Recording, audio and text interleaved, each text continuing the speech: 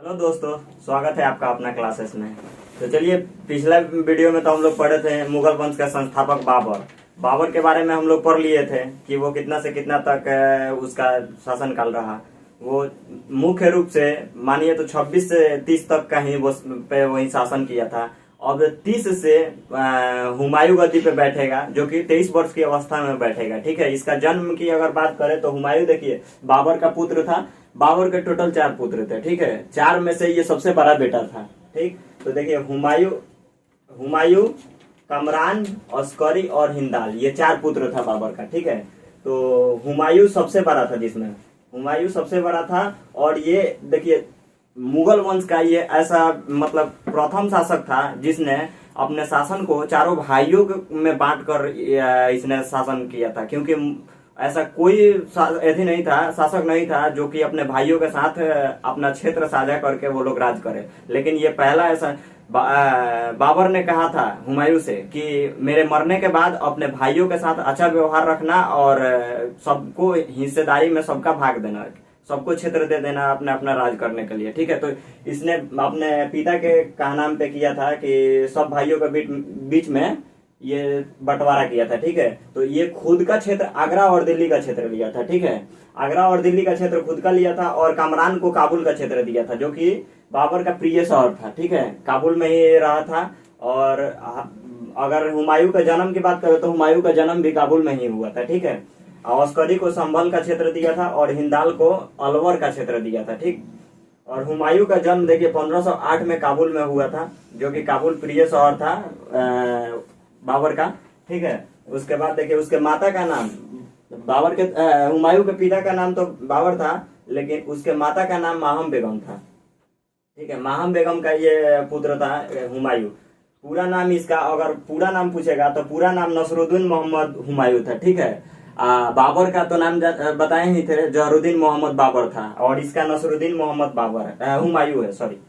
ठीक है, हुमायूं की बहन थी एक, जिसका गुलबदन बेगम नाम था। ठीक है, हुमायूं नामा पूछेगा, क्वेश्चन में पूछता है हुमायूं नामा के इतिहासकार कौन है, हुमायूं नामा किसने लिखा है, तो गुलबदन बेगम ने लिखा है हुमायूं नामा। ठीक है, इसकी बहन थी हुमायूं के। ठीक, बाबर द्वारा सबसे पहला युद्ध लड़ा गया था। बाबर ने प्रथम अभियान शुरू किया था, चुनार अभियान था, जो कि जिस पर शेर खां का अधिकार था, मतलब शेर खां था। ठीक है, शेर खां का अधिकार था उस पर, और उस पे इसने पहला आक्रमण किया। ठीक है, जिसमें हुमायूं का अधीनता स्वीकार किया, मतलब कि शेर खां ऐसी नहीं था, तैयार नहीं था, और शेर खान ने हुमायूं जब आक्रमण किया तो शेर खान ने इसका अधीनता को स्वीकार कर लिया कि हम आपके अधीन रहेंगे और आप जितना टैक्स लगाइएगा उतना टैक्स हम महीने का भेजेंगे। ठीक है, तो ये शेर खान ने स्वीकार कर लिया, और उसके बदले में हुमायूं ने शेर खान के बेटे को अपने साथ लेके गया। इसको अधीनता स्वीकार करने के साथ साथ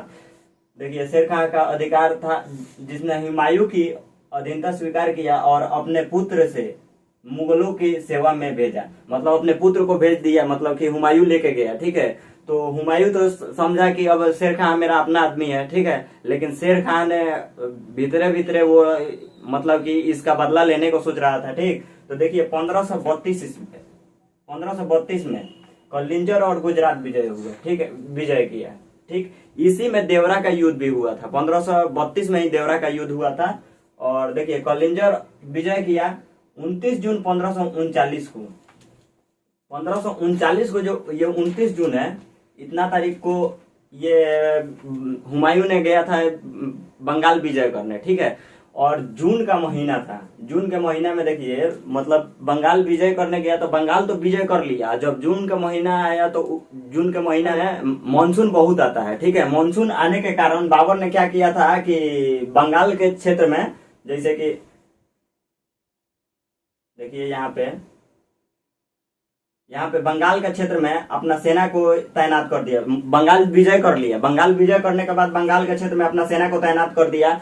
और हुमायूं ने यहाँ से सोचा कि अब हम निकलते हैं, कुछ सेना को लेकर निकलते हैं। मानसून बहुत ज्यादा था, तो जब कुछ सेना को लेकर निकला ना, तो ये बात पता चल गया था शेरशाह को। ठीक है, शेर खां को। तो शेर खां को जब पता चला तो शेर खां ने आक्रमण कर दिया हुमायूं पर।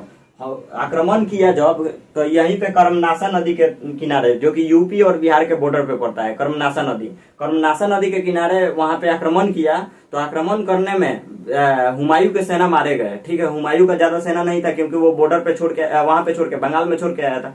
तो हुमायूं पे आक्रमण किया, तो हुमायूं का सेना तो सब मारे गए, इसको भी मतलब तलवार से लग गए थे। ठीक है, तो इसने अपना जान बचाने के लिए कर्मनाशा नदी में ही कूद गया। देखिए यहाँ पे 29 जून 1539 को कर्मनाशा नदी के किनारे चौसा का युद्ध हुआ, जिसमें हुमायूं की हार हुई। हुमायूं हार गया था, हुमायूं की हार हुई, और निजाम नामक भिखारी ने जान बचाया। मतलब कि कर्मनाशा नदी में कूदा, तो कूदने के बाद इसने मतलब कि दहाते हुए गया, तो एक भिखारी ने देखा, जो कि जिसका नाम था निजाम नाम था। इसने देखा तो बहुत सारा जेवरात पहने हुए थे, तो वो समझ गया कि ये कोई राजा ही है, तो उसका जान बचाया, उसको वहां से ले जाकर जान बचाया। जान बचाने के बाद हुमायूं ने फिर ये अपना प्लान बना रहा था, और तब तक शेर खान ने क्या किया कि जाके दिल्ली पे पूरा अपना कब्जा जमा लिया। बोला कि अब मैं ही राजा रहूंगा यहाँ का सत्ता हम ही संभालेंगे। ठीक है, तो देखिए 17 मई 1540 को कन्नौज या बेलगाराम के युद्ध में हुमायूं पुनः हारा। मतलब कि कन्नौज फिर ये वहां से यहाँ से गया, उसके बाद कुछ दिन ठीक होके 1540 में फिर आक्रमण किया दिल्ली पर, लेकिन इसको पुनः हार नहीं हुआ। ठीक है, फिर हार गया शेर खां से। शेर खां ने इसी युद्ध में हराने के बाद शेर शाह की उपाधि धारण किया था। ठीक है, जिसमें 15 वर्षों के लिए मुगल वंश का शासन समाप्त हो गया। मतलब मुगल वंश का शासन 1540 में हारा हुमायूं, और 15 वर्ष के लिए मुगल वंश का शासन समाप्त हो गया भारत से। ठीक है, उसके बाद ये चला गया फिर अफगानिस्तान के क्षेत्र में, लेकिन 1541 में इसने शादी कर लिया। ठीक है, जिसमें गुलबदन बेगम नामक मतलब महिला से किया, इसने शादी कर लिया 1541 में। फिर 1555 में इसने वहां से अफगान के मदद से फिर तब तक ले क्या हुआ था कि शेर खां का मृत्यु हो गया। शेर खां का मृत्यु कैसे हो गया, तो ये अपने ही गोले से इसको ये मारा गया। अपने ही गोला फेंका था, जिसमें बैक आने के बाद पत्थर पे फेंका था, पत्थर से बैक आने के बाद ये खुद उससे मर गया था। उसके बाद हुमायूं 1555 में फिर आक्रमण किया अफगानों के मदद से। अफगान के मदद से 1555 में आक्रमण किया, जिसमें मछीवाड़ा, और 22 जून 1555 को सरहिंद के युद्ध में अफगान सेना का नेतृत्व कर रहे सिकंदर सुर को हराया। अफगान सेना के नेतृत्व कर रहे थे सिकंदर सुर, उसको भी हराया, और फिर पुनः दिल्ली पे आकर शासक बना था।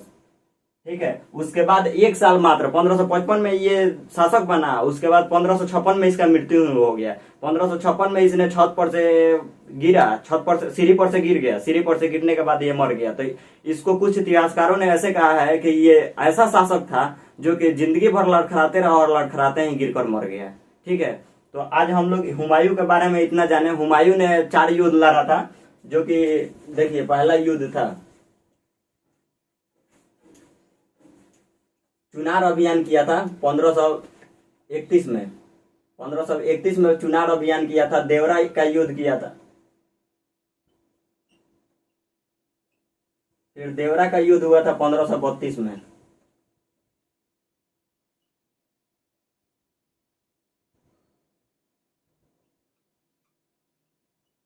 फिर 1539 में हुआ था चौसा का युद्ध।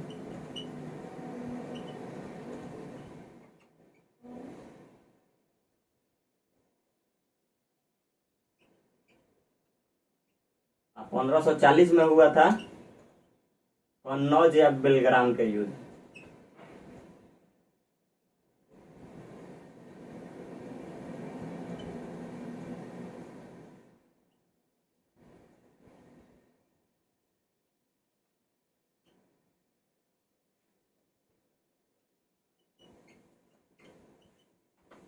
ठीक है, उसके बाद 1555 में सरहिंद का युद्ध हुआ था।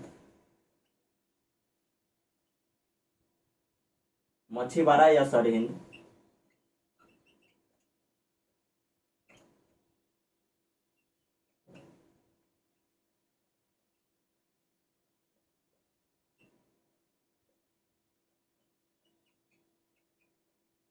तो इतना याद रखिएगा। इसका इम्पोर्टेंट यही जो 5 युद्ध है, यही इम्पोर्टेंट इसका युद्ध है, यही पूछा जाता है। ठीक है, तो ये दोनों लड़ा गया था शेर शाह के द्वारा। ठीक है, ये याद रखिएगा। 1531 और 1532, 1539 और 1531 शेर शाह के द्वारा। शेर शाह का अगर पहले पुराना नाम पूछेगा तो फरीद खां इसका नाम था। एक शेर को एक ही मतलब अपने राजा के संरक्षक में, जंगल में गए थे राजा उनके, तो उनके संरक्षण में गया था। उसको एक ही बार में शेर आक्रमण किया, तो एक ही बार में शेर को 2 आधा कर दिया था। इसी कारण से उसका नाम शेर खां पड़ा था। ठीक है, तो चलिए आज हम लोग हुमायूं के बारे में जाने। और नेक्स्ट हुमायूं का बेटा अकबर के बारे में हम लोग पढ़ेंगे कि अकबर का शासनकाल कितना दिन रहा, और नेक्स्ट वीडियो में उसको लेके आएंगे। तो चलिए, वीडियो को देखने के लिए बहुत बहुत धन्यवाद। और अभी तक हमारे चैनल को सब्सक्राइब नहीं किया है तो सब्सक्राइब कर लीजिए और बेल आइकन भी दबा लीजिएगा।